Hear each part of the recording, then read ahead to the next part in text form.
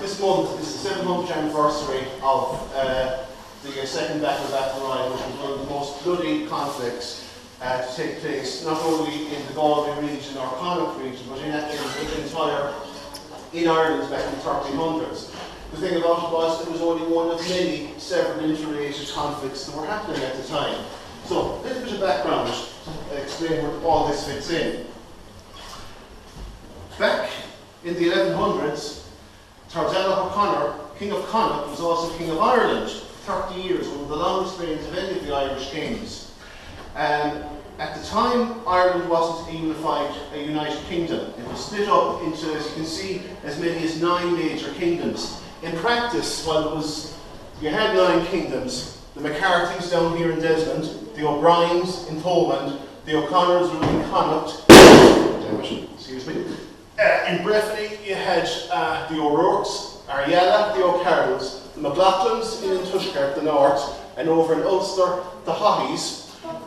Down in Meath, the O'Malaughlins, and in Leinster, the McMurroghs. Now, while there was 9 major kingdoms, in practice, you had around 4 major dynasties ruling the roost of the High Kingship. And so up at the top, you had only one king to rule them all in alternate succession. And as I said there, for those 30 years in the early 1100s, the guy on top was Tardella O'Connor. Flash forward then to the early 1300s. By this stage, that's politically speaking what Ireland looked like. In fact, it looked even worse than that, because it gives the O'Neills a disproportionate amount of land. They weren't even that powerful at the time, and even the O'Neills were like every other major Irish king and lord, legally subject to the King of England. The guy who was the then King of Connacht was Tardella's descendant, Phelanich. He was born in 1296. His father became king in the early 1300s, was murdered in 1309. In practice, Phelanich only really owned or held the family estate in North Roscommon. The real King of Connacht, shall we say, was this bloke, Richard de Burgh, or as people know him nowadays, Burke. He's the ancestor or immediate ancestor of the Clan Rickards, the Clan William Burkes, and many of the Burke families here in west of the Shannon. His major sublord was this bloke, Richard de Birmingham, Lord of Athenry. Richard's grandfather, Mila de Birmingham, founded Athenry back in 1230s when Connacht was invaded. These were the type of helmets that he and other guys would have worn. Now, it's pretty snuggy. I haven't tried this on before, but you really have a problem here if you're cross-eyed. You can't really see very properly. Do you want to try it on? You do, great. What do you make of it? It is very hard to see. Yeah, do you feel safe in it though? Anyway, you try that side, I try this side. Yeah, it's pretty good. It's a bit heavy, is it?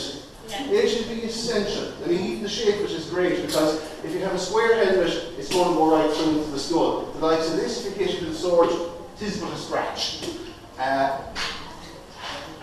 What's nice would have, try this now for, this is just a glove. Made out of metal. Made out of metal. You find it heavy? It is a bit. Anyone else want to try? Okay, go ahead.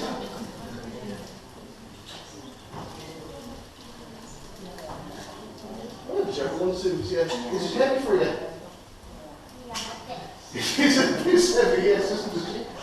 Yeah, but seeing how if you're fighting me in battle and you expose your hands here, and I touch it, it hurts. But this chain is safe in your hand. You might need a scratch and so forth, but it'd be essential to save in your hand. The reason this is unloved here is because you need to hold the sword. And I have to borrow this for a moment. There's more eager faces here in the audience here. Anybody else wants to try? No? No? Yeah. Kevin knows, yeah. Anyone here? Okay, go ahead. If you were a gentleman, your business was war was your business. You had to be well protected, and that went for the ladies as well. Now, you know, if you were, you can see when you're through, you do, of course, okay, go ahead.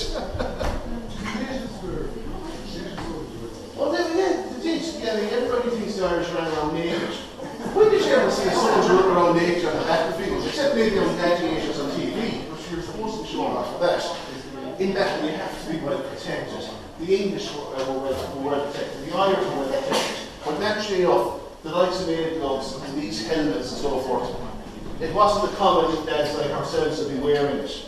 All this was for the lords and the religious, the wealthy of the upper classes, basically. They could afford it. Does anyone try the helmet? Yes, I see one hand very... Come on, go for it. Yeah. Stand up there, show us what it looked like. Come on. Mighty, yeah. Try that. You need the camera, take photographs and cheers. Oh, cheers, yeah. And likewise, it's seriously good protection, but it shows you as well, these guys had to be from the upper classes. They were the ones who could afford it. They were the ones who could afford the diet. You need to be strong to carry on this before fighting it. Yeah, please take photographs. I do need them back when you're finished. You can't take them away with you. That's all I'm saying. Anyway, that was Richard of Birmingham. He was the Lord of Athenry in the early 1300s.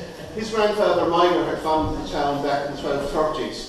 On the death of his father in 1309, he became the third Lord of Athenry area, and he immediately began rebuilding the town. Up to that point in time, Athenry was literally the area you see here around the castle. But as everyone from Athenry knows, Athenry is a really, really massive town. You could easily lose both the towns of Dublin and Galway within the present walls of Athenry back in the early 1300s, and that's all because of him.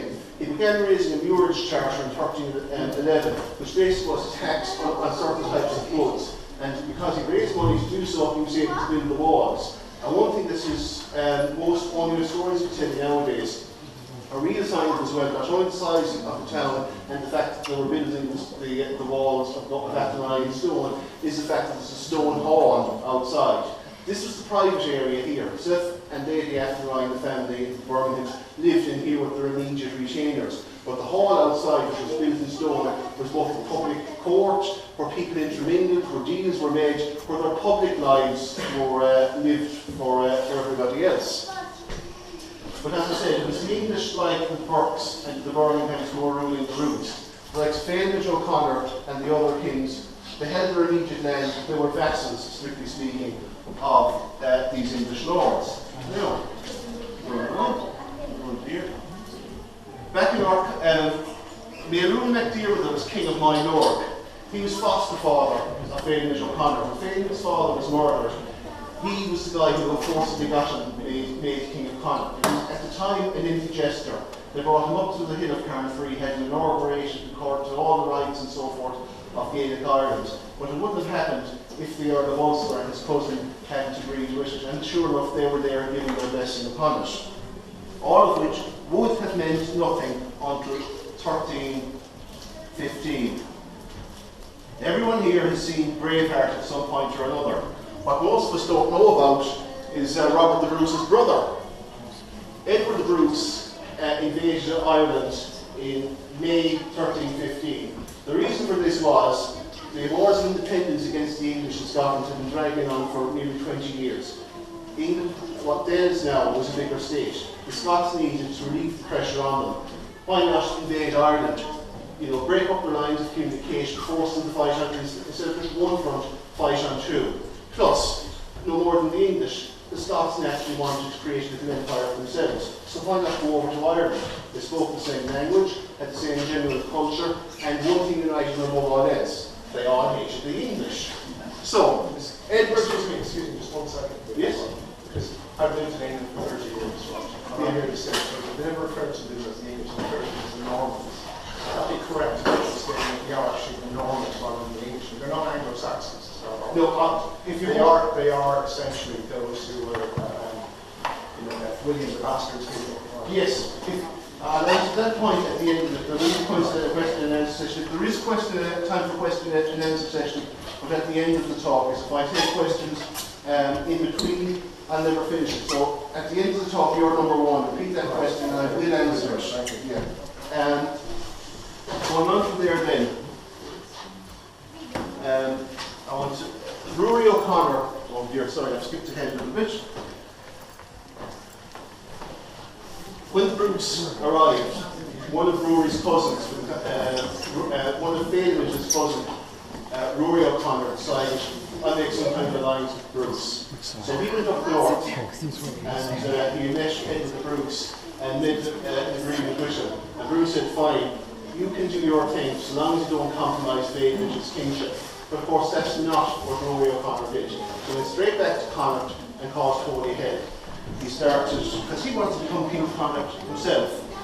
The end of Connacht saying he assembled the men of Connacht and Breffni, together with the many gallowglasses, and penetrated into the midst of Silmurray and the rest of Connacht, and forthwith burned the town of Sligo, Ballymote, the great castle of Kilcolman, Ballintubber, Doonamon with its castle, Roscommon, Randoon and Athlone, as well as all the houses which lay in his route. He then demanded recognition of his dominion and lordship from MacDiarmid, Phelimid's foster father, but got neither pledge nor hostage from him. But he took pledges and hostage from the rest of the Silmurray and was made king at Carnfree. After this, he remained for some time among them, ravaging every neighbour who was not submissive to him and waiting for tidings of Phelimid and the army which was in Ulster with him.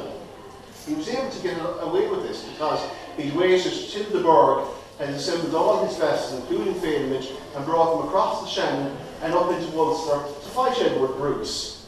So without actually even going south from Ulster so far, the Bruce had actually set up conditions where warfare was breaking out in Connacht, as well as Ulster. So it was already putting the English under pressure.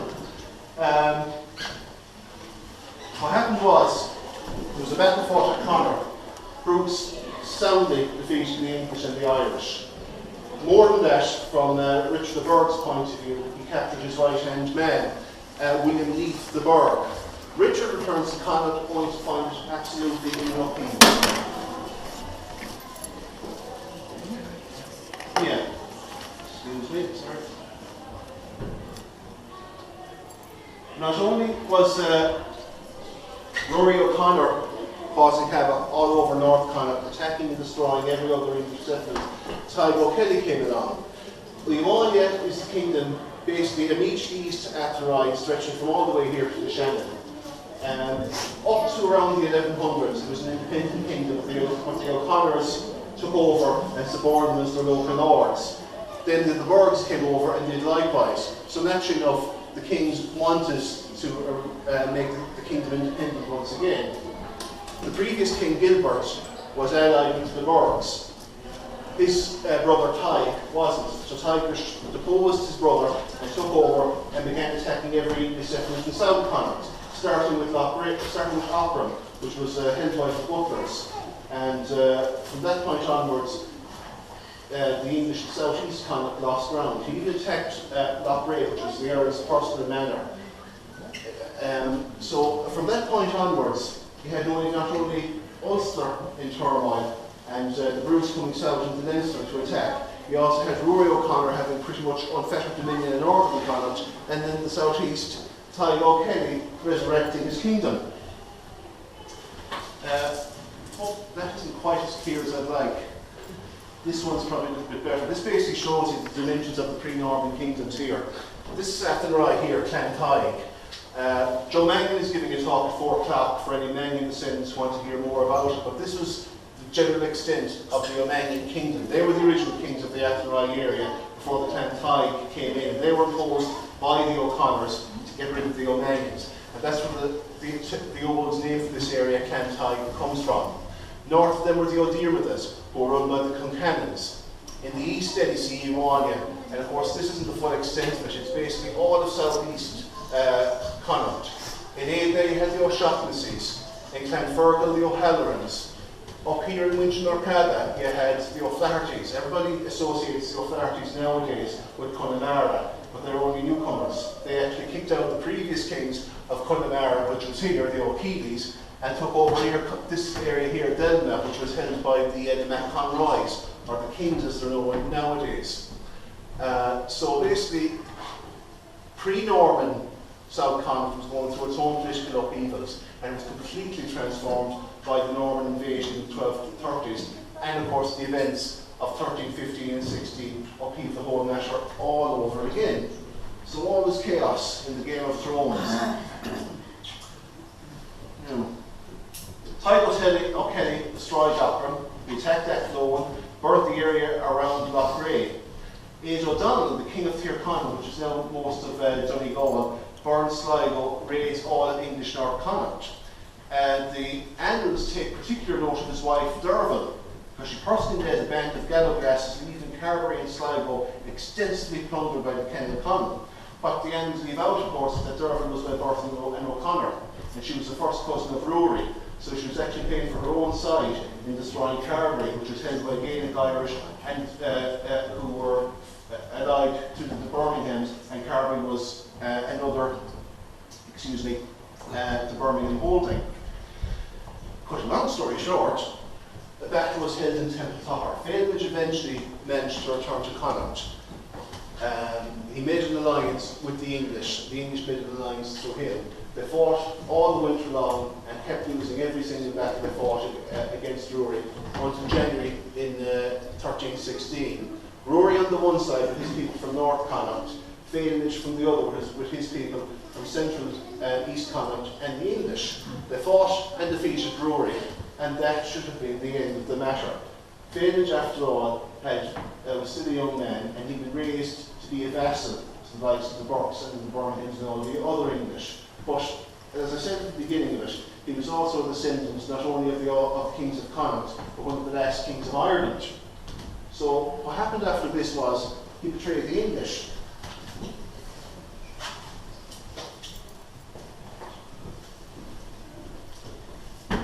All this was happening in the middle of not only an invasion of Ireland, civil war in Connaught, but one of the biggest demographic disasters ever to hit medieval Europe, the Great European Famine. Since the 1270s, I won't say climate change, but the weather certainly had gotten worse.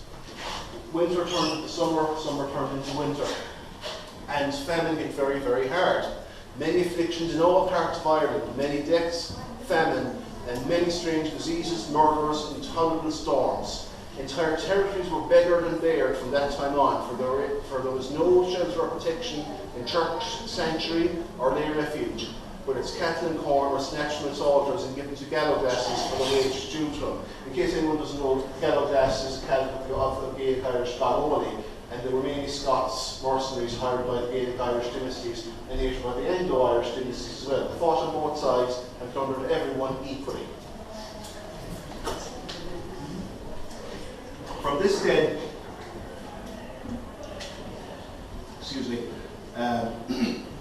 Failwich defeats the Kilruary, and he likewise immediately turned on the English and makes war on them. At Ballynahan, near String in County Mayo, the cream of the crop of the English coast, Stephen and Philip de Exeter, or as people know the surname nowadays, Jordan. Miles de Cogan, the family nowadays are known as Coggins. The Prendergast, which is the Morris family. William Lawless, the Stauntons, Barretts, and Lawlesses. He killed every single one of them. He didn't. Well said.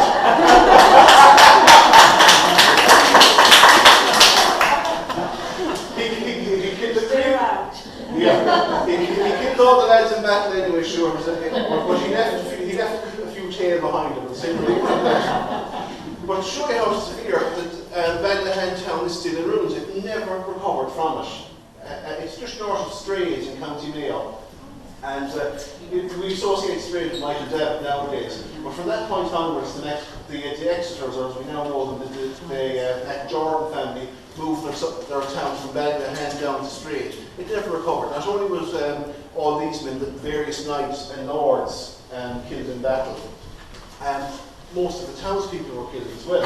Failwich plainly made it clear he not only wanted to politically supplant the English, he completely wanted to exterminate them. That's why he hit Athlone, which was under English control, Roscommon, likewise English, and every single one town and settlement under immediate English control. Evidently he wanted to restore the kingdom of Connaught, but some people think, rightly in my view, that he wanted to make a go for the kingdom of Ireland. And this was obviously an opinion for the first time in Irish history shared by other Irish people. The reason all those kingdoms existed, as I pointed out to you at the beginning, was there was no real concept of Irish nationalism. Sure, all people knew we were all Irish, that didn't mean we all pulled together. I mean, a friend of mine pointed out, just because I'm British doesn't mean I'm Scottish. You know, he said, I'm a Welsh person. I don't feel that I have anything in context of my Britishness with the English and the Scots. I didn't really understand what he said at the time, but I think the point he was trying to get across was all of these kingdoms weren't nationals. They were ruled by dynasties, and each one of them fought against each other to get up on top and to create a united country or kingdom, whichever you wish to do. That's what happens here in Connacht. The map I showed you there earlier on showed there was different lordships and kingdoms. The O'Connells simply came in and bossed on top of the lot of them. The O'Neills likewise did the same thing with the O'Donnells. So it wasn't nationalism as we now know it up to this point in time, because the result of Adrian was it failed to galvanise the Gaelic Ireland, not only in Connacht, but in what was going to be the over-kingdoms of Meath and Munster and elsewhere in Ireland. They looked upon Failmich not only as an actual Connacht, but an actual prospective king of all Ireland. And of course, he had 2 kings of Ireland in his family tree, so why not go for it? So, what he did was, there had been a dispute going on for a couple of decades down in Thomond, which is now Limerick and Clare, between the O'Briens. And this again is a demonstration of his prestige. They decided to stop fighting with each other and arbitrate it. They asked, Failmich is the most prestigious king in Ireland at the time. You decide which one of us becomes king. So, Failmich made a choice. Dunnacattle was made king by Failmich. But if you pick one guy to be the winner, that means someone else is going to get to be disgruntled about it. Martyn was not happy about this. And that would have its effect. Meanwhile, Sir William Leeds the Bird came back from Scotland, and he immediately assembled an army to take on Failmich. Sir William always seems to be more capable of the Burkes. Earl Richard was the Earl and the senior member of the family, and he held all the property. But he seems to have a nervous breakdown and not been particularly militarily competent in this affair. And it was only when Sir William Leeds came back that Failmich realised that there was somebody capable of leading the English and taking charge. So he called upon all the subjects, not only in Connacht, but from Thomond and from Ulster and from Westmeath, to assemble and join up with him and fight Sir William. And according to the annals, they met at Athenry. That's roughly what the town would look like from this side. And there has been discussion for years about where exactly it was fought. One archaeologist who I spoke with recently said it really must have been the far gate up near the castle, what we call the Lara Gate. And that would make excellent military sense, and I thought it was correct for a long time, except it's very boggy, and it would have been, from a logistical point of view, it would have been a suicide run. I think, to cut a very long story short, they came in this road from Kintulla through Esker over where the cemetery is now at the moment, the old Shneemore, in fact, and assembled here, or roughly here, in front of the town. Because this was the town's main gate, which was discovered back in 2007, and assembled here. So roughly this area here, I would guess, which is higher ground and stable and dry, was where the battle probably took place. Now, we're creating the lead up for the battle, but we've very little about the circumstances of it. As I mentioned earlier, the Prendergasts, the Exeters, and many of the other leading contenders of the English in Connacht had been wiped out. So who fought at Athenry? Or rather, who fought for Athenry? And I think this is kind of sums it up. There was almost no leadership left in the area. Lord Martyn was still alive. Sir William Leeds the Bird was back in town, but like most of the leadership had been knocked out. It really did come down to the ordinary Joe Soaps in town. The butchers, the farmers, the labourers, people like that. That's why I picked that photo of the Irish Volunteers back in 1914. But to give you an idea of the type of people who fought for the town and what these numbers look like. That's 2,500 Irish National Volunteers. Now whether there was even that many or anywhere near it in the Athenry army is debatable. I'd say even pushing 2,000 would be, you'd be lucky. The population was much lower in 1316. We had the wars, you had ongoing diseases and famine as well because of the Great Famine. But I've put this up there just to give you an idea of the type of people and the numbers of people that would have fought and where. And John battle in front of the town. For one of the most important battles ever fought in our area, that's it. That is the most complete description I have in all contemporary annals about what took place during the battle. Just those few words. Where it was fought and that it was fought. We have no idea what kind of tactics or manoeuvres or anything went on. But roughly I'd say they looked like this. You know, basically guys screaming at guys running at them and fighting for their lives. Cavalry attacking, using javelins to fight infantry who couldn't run away. Picking and fighting, and basically the most bloody kind of confrontations you could get at. I mean, in most battles, it was a case of going right up, close to somebody else, and kicking and jabbing. There wasn't any great Napoleonic tactics involved. It was kicking and gouging, the mud, blood, and the beer, as Johnny Cash said. The crucial thing what happened was everything went completely wrong for Failage. Up to this point in time, he'd been winning every single battle he'd been fighting against the English. This one he lost heavily. Not only was he killed, over 30 of the main leading Gaelic Irish died with him that day. Many O'Concannons, O'Maddens, other O'Connors, not only from Connacht, but from Ulster, Westmeath and Thomond as well. And he quotes in contemporary annals, many of the men of all Ireland lay dead about that great field. Many a king's son, who I name not, of Meath and Munster hosts were killed in that great rout. And I think that's the crucial bit, that great rout. Any battle is usually not decided in a rugby scrum, fighting against one another. It usually is decided when one side gives way and turns and runs, and the other side run after them and kill them. I think that's the key to it. It wasn't any great national battle tactics. It was just who could hold out the longest, who would give way first, and who would die the most. We don't have any casualty figures for the Anglo-Irish, and I think that's because not necessarily they didn't suffer the casualties, but precisely because, as I pointed out in the photograph, the casualties were from the lower orders. Why would you say, oh, your man the butcher from down in Shop Street died, or two of the farmers from out in Kingsland lost a leg in battle or whatever like that? The likes of records we're on about, the one concerned with the lords, the knights, even common knights, not the actual common general folk. I've only come across one person mentioned as dying on the Anglo-Irish side, a Gerald Gaynard, and that's it. These are the type of wounds, of course, they suffered. That's recovered from the site of the Battle of Towton, which was fought over 150 years later. According to one account, over 1,500 heads were collected from the battle site. Basically, how do I know so-and-so is dead? Well, I see his body out there. Go and get it. I want to go all the way back there and bring back his body. I'll just cut the head off. So basically, bring back the guy's head and say, look who I got here. Fine, great, here's 6 shillings, job done. Maybe that was why there was 1,500 heads collected afterwards. There is one little interesting story afterwards. John Hussey was the town butcher. Well, Latin is ambiguous. Was he the town butcher or the town executor? But the two jobs probably went with each other. John went out on the battlefield looking for King Tig O'Kelly's body, but Tig had actually survived the battle.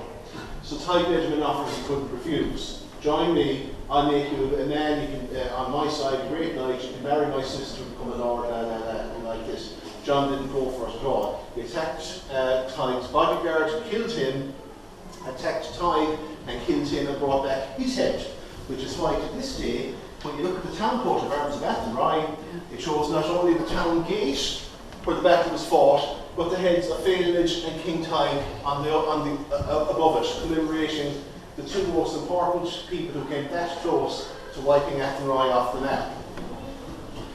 Now, the aftermath of it. The Burke family did regain their prestige for a while, but for matters that are very complicated to go into, the Burke Earlship died in 1333 when his grandson was murdered by one of his own cousins.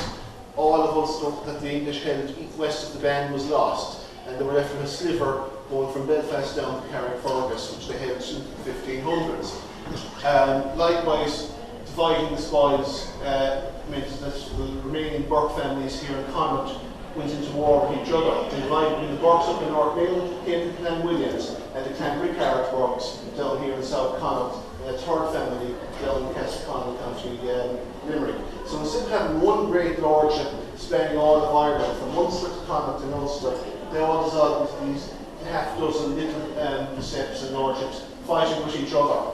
So that gave the Irish a chance to regain. The ironic thing is the people who won at the Battle of Athenry, such as the Burkes, actually lost in the long term, and the long term winners were the people who actually had lost. The Connors never got back their I would say their position as kings of Connaught, but the O'Dowds did. They expelled most of the English from North Connaught, and their descendants are counts to this day. Likewise, the O'Kellys, within decades, even though Tadhg was killed at the battle, so were 28 other members of his family. Instead of that being a bad thing, it was a good thing, because it cut out the competition, leaving one family to go ahead and claim kingship, expel the English, and revitalise the kingdom. Their descendants are the Counts O'Kelly to this day. Likewise, even though one sept of the O'Briens lost, what one Gaelic annal recorded was the guy who Féinimid decided wouldn't be king of Thomond went and fought the Burkes.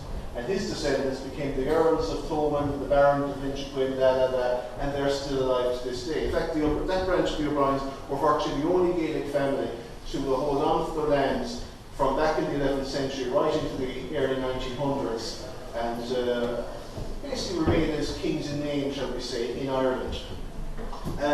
As for the Birminghams, this is their coat of arms. They remained lords here through the 1500s, but the Clan Ricard Burkes eventually again extorted them, forced them out, and threw them up into Dunmore. The very last lord died in 1799. He's buried with his ancestors out in the Dominican Friary.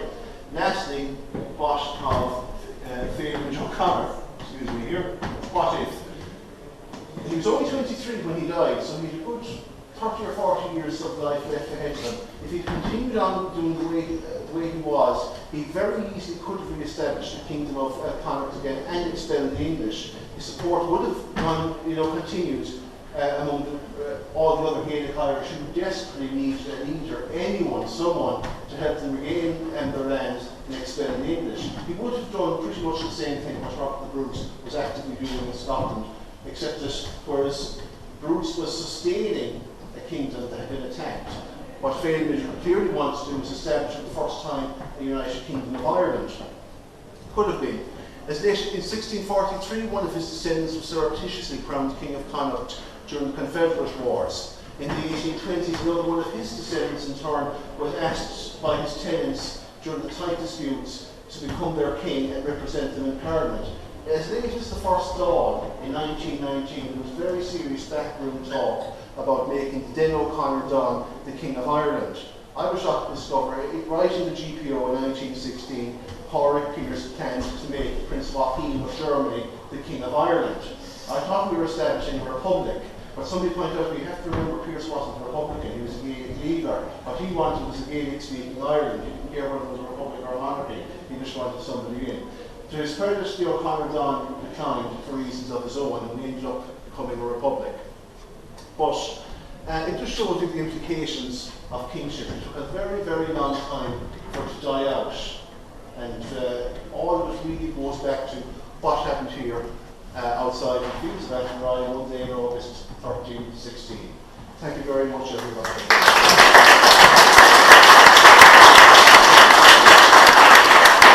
Before I forget, I'll try to show you one thing, and you're quite free to leave right afterwards.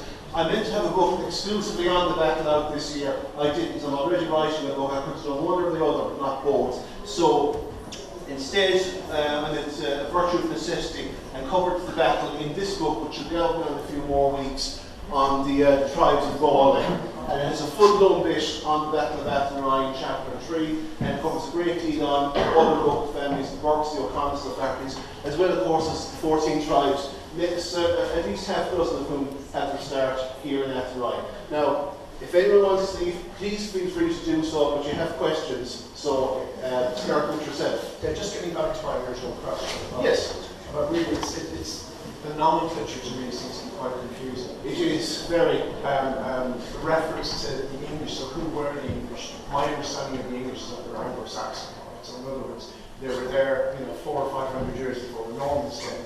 And essentially, the Normans did to Britain what they eventually did to Ireland. You know what I mean? Yeah, very So to call them English is probably a bit disingenuous from my perspective. In the book, when I'm doing that, you're quite right. Yeah. I always use the term the English use for themselves. Cheers, Anglicin.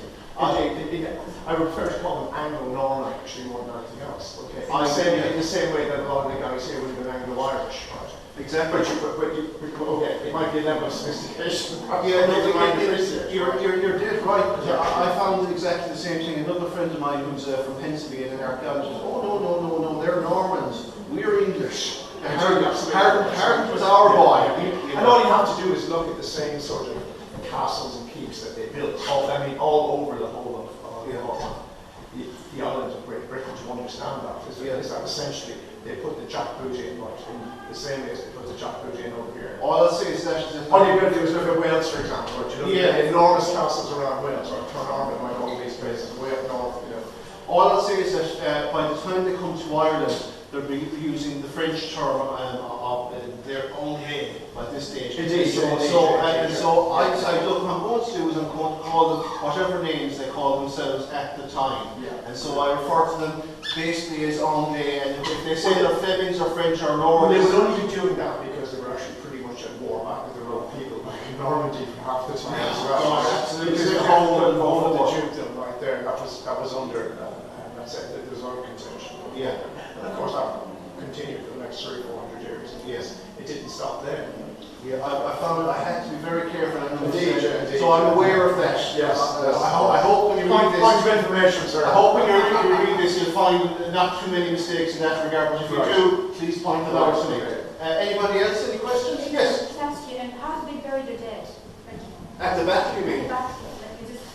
We don't know, because we haven't found them. I used to think that they would do something similar to what they say after, say, Stamford Bridge or the Battle of Aughrim. They would have piled their dead and left them there. But that wouldn't make any sense, because I realised the armies fought, say, the Boyne or Aughrim or Stamford Bridge. They left. They had to go down to Hastings, the engagement with William. Yeah. So, but the battle was fought here on home turf. So I think what happened was they were buried.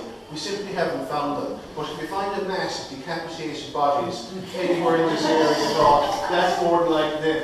Anyone thinking of going treasure hunting, good luck. All you're going to find is bones. Any bodies on a battle site, be it a shield, a helmet, the gloves, whatever, they're all going to be taken here. They're going to be stripped. By the way, can I get the gloves or the gloves and the helmet back, folks, before I forget? Did you collect them? Yes. I'm missing one glove. Here it is. Lovely, thank you very much. I thought you'd forget it. I could when I'm talking. But yes, they would have written in the most hygienic way possible, and I guess that would have been burying them.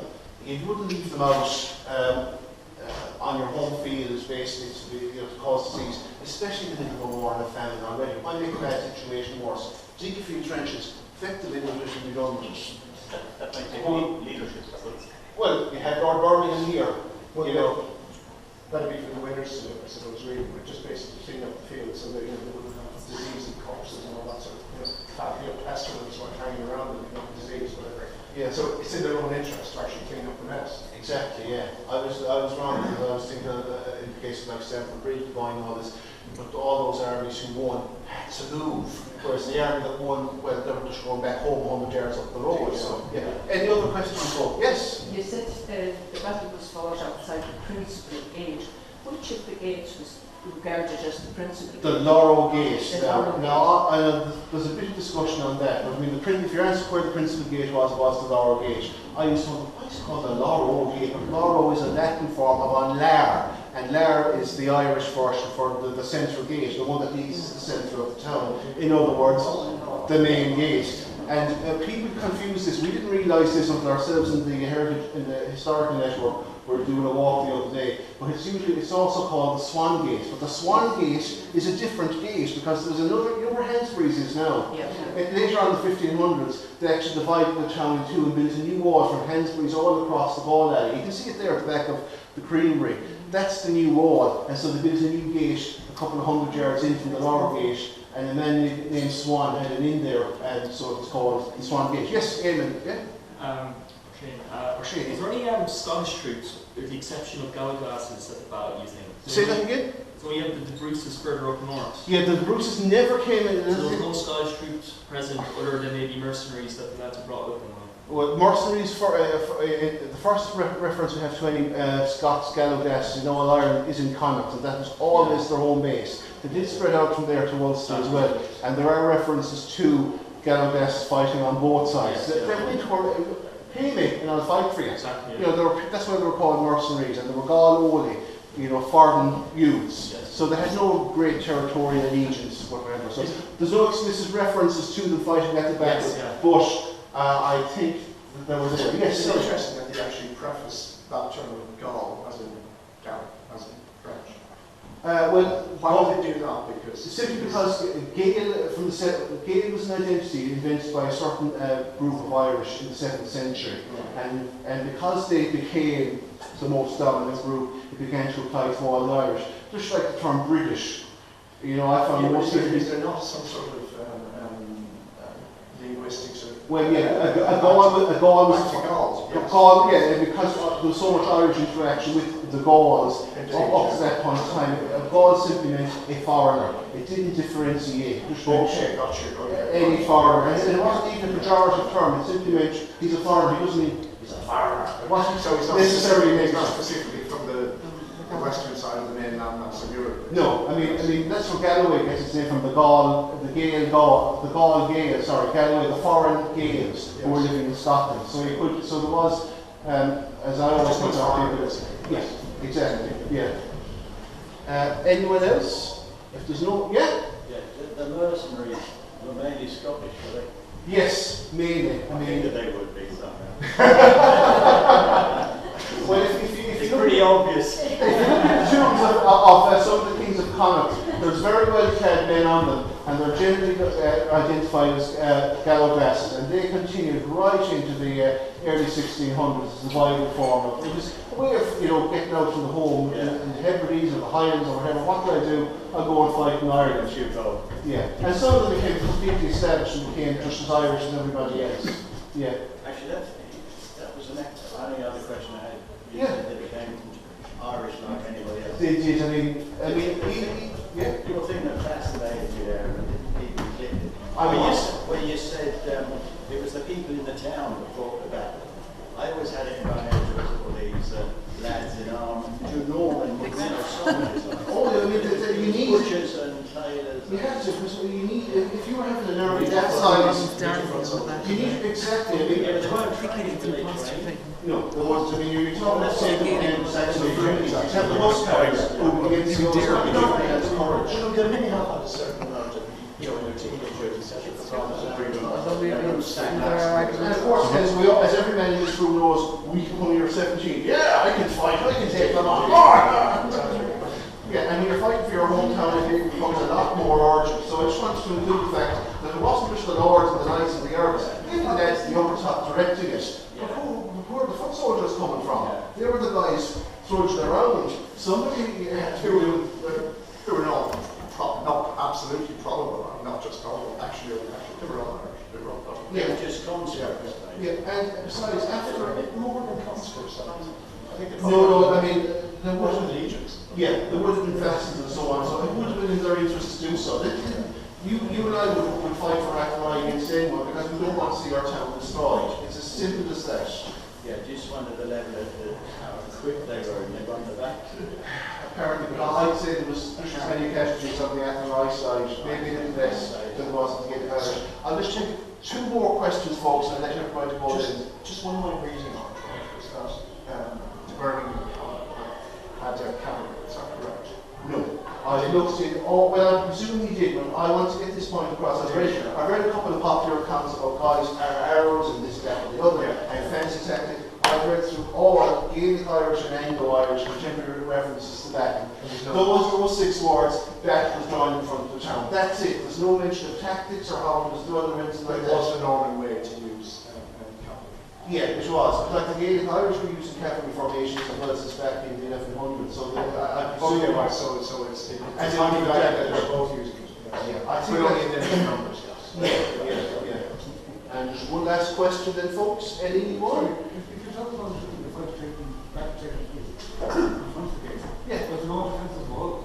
I think that's why it was fought in front of the gate, because the walls were already up by that stage. And remember, just because we think of them in terms of stone, but sure, you know, if you put wooden walls as well, Galway was surrounded by wooden walls for another 100 years after the battle, and it served it reasonably well. It's just that I think the walls were built by that stage, and they had to get in through the town main gate. To me, it's always been more military sense to attack the castle. I never understood why they were going there, but it made more logistical sense because you're bringing a big army, and you had to go on the main highway, which is going up through Cemetery Cross, down through St. Bridget's, up where Joyce's is now, and up to the high area there in front of the town. You couldn't bring it in the narrow road. I mean, you could bring some units in there, but it was bog on either side. It was much more boggy back at that point in time than it even is now. And even Kingsland is a fairly narrow way to bring an army across. So from a military point of view, it was a bad idea perhaps to attack the town gate. But they had to do it. They no other way of bringing that size of an army to it. How did you determine, do the old time team? Yeah, we need to do that. You would, yeah, I mean, really, I mean, to see what evidence is actually, buried in the ground. We would, yeah. Folks, thanks very much. Well done. Yeah? Sorry. Sure. Yeah, all folks, Roland wants to say Sorry, something. one more thing. Thanks very much for everyone for coming. Thanks to Adrian and Martyn once again. On your way out, if you want, we have some Heritage Week surveys. If you've enjoyed our talk and if you'd like to participate, just there's a few flyers there beside the laptop on your way out. So once again, Adrian and Martyn.